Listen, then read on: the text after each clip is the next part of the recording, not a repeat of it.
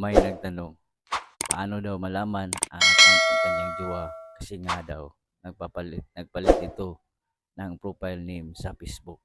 May katanungan ka kaibigan na nais nating i-comment mo lang sa comment section at susubukan natin gawa ng video.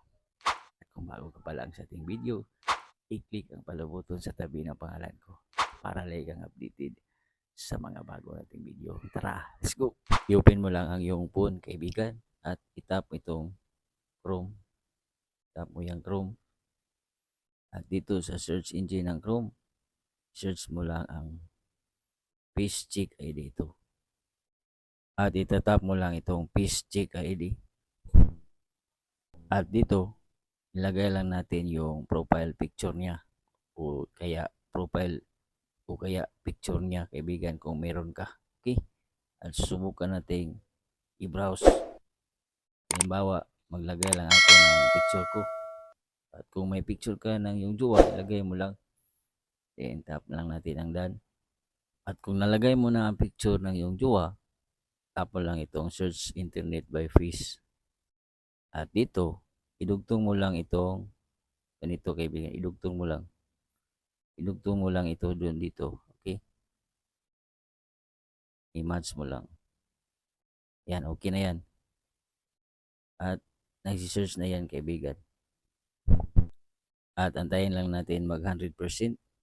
At kung picture niya nilagay, kung picture ang nilagay niya sa kanya mga Facebook profile o mga account, mga social media account, ay makikita mo dito ang lahat ng kanyang social media account. Kaya nito, halimbawa, ito yung mga social media account ko, YouTube, Instagram.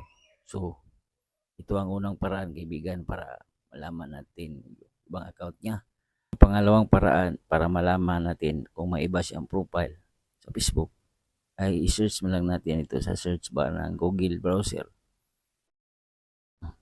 Search engine ang Facebook login. Yan. Piliin mo lang itong login to Facebook. Halimbawa, dito. Halimbawa, nilagay ko yung number ko. Kung alam mo ang number niya, phone number, ay itatap mo lang yung forgot account. At dito, ilalagay mo lang yung mobile number niya uli kung alam mo. Okay? Tap mo lang yung continue kung nalagay mo yung phone number niya kung alam mo. At lalabas ang mga posibleng ibang account niya kung sakaling alam mo ang kanyang phone number. Ito ang pangalawang paraan. Maglalagay mo lang ang email niya kung alam mo lang, then continue. At posibleng lalabas ang mga Facebook account profile niya kung sakaling alam mo ang email niya. So ganun lang kadali kaibigan malaman kung may ibang profile Facebook ang iyong jowa. Huwag kalimutang i-share ang ating videos. Tandaan ang kalaman ni Keman. God bless lahat.